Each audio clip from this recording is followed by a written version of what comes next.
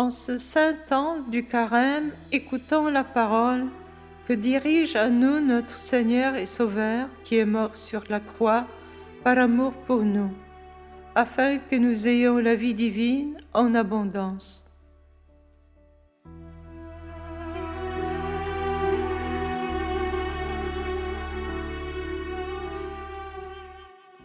Jésus, rempli d'Esprit Saint, quitta les bords du Jourdain. Dans l'Esprit, il fut conduit à travers le désert, où pendant 40 jours il fut tenté par le diable. Il ne mangea rien durant ces jours-là, et quand ce temps fut écoulé, il eut faim. Le diable lui dit alors, « Si tu es fils de Dieu, ordonne à cette pierre de devenir du pain. » Jésus répondit, « Il est écrit, l'homme ne vit pas seulement de pain. » Alors le diable l'emmena plus haut et lui montra en un instant tous les royaumes de la terre. Il lui dit, « Je te donnerai tout ce pouvoir et la gloire de ces royaumes, car cela m'a été remis et je le donne à qui je veux. Toi donc, si tu te prosternes devant moi, tu auras tout cela. » Jésus lui répondit, « Il est écrit, c'est devant le Seigneur ton Dieu que tu te prosternas, à lui seul tu rendras un culte. » Puis le diable le conduisit à Jérusalem. Il le plaça au sommet du temple et lui dit, « Si tu es fils de Dieu, d'ici jette-toi en bas, car il est écrit, il donnera pour toi à ses anges l'ordre de te garder. Et encore, ils te porteront sur leurs mains, de peur que ton pied ne heurte une pierre. » Jésus lui fit cette réponse. Il a dit, « Tu ne mettras pas à l'épreuve le Seigneur ton Dieu. » Ayant ainsi épuisé toutes les formes de tentation, le diable s'éloigna de Jésus jusqu'au moment fixé.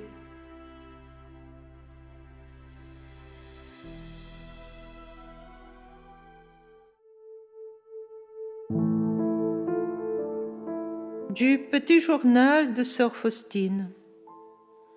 Je continue à me taire et par un acte de volonté, j'ai réussi à demeurer en Dieu, bien que des gémissements s'exhalent de mon cœur.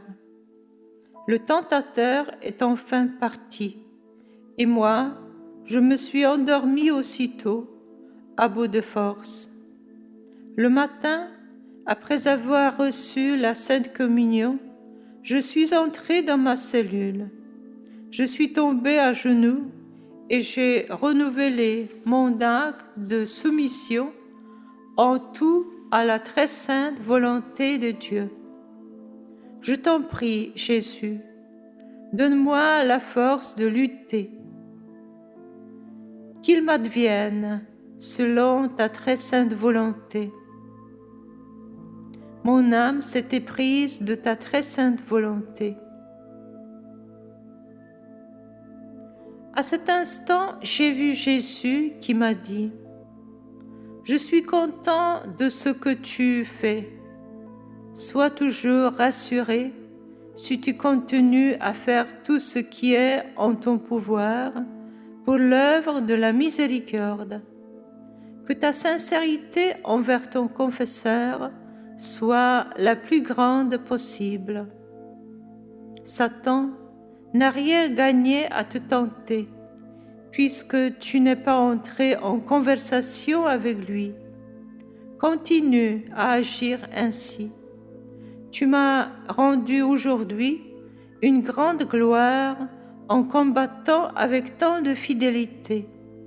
Que ton cœur s'affermisse et se fortifie dans la certitude que je suis toujours avec toi, même si tu ne me sens pas à tes côtés au moment du combat.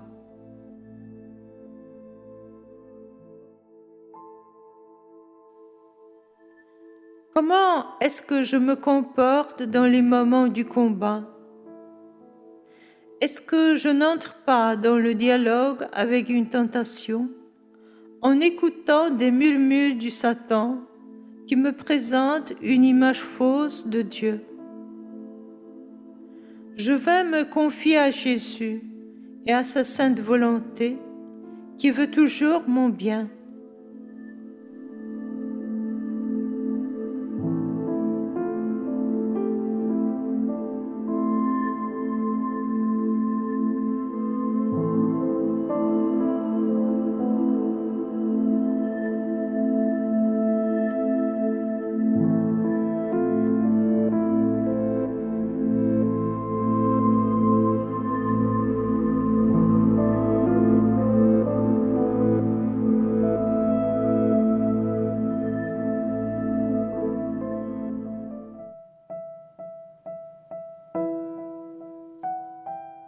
Seigneur miséricordieux, je te glorifie pour le don de ta parole qui me cherche dans mon quotidien et m'invite afin que je m'ouvre à ta présence et je confie à toi chaque moment de ma journée.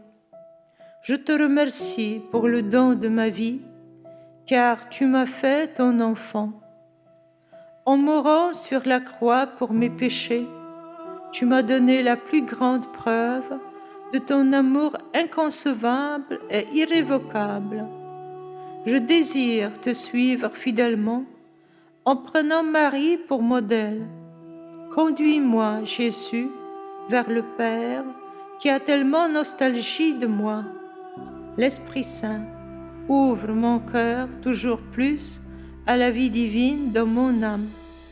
Je te le demande par l'intercession de Sainte Sœur Faustine qui a écrit: cette conscience de la vie de Dieu dans mon âme est pour moi une source de bonheur et de force. Je ne cherche pas le bonheur en dehors du fond de mon âme où demeure Dieu. J'en suis consciente. Je ressens comme le besoin de me donner aux autres.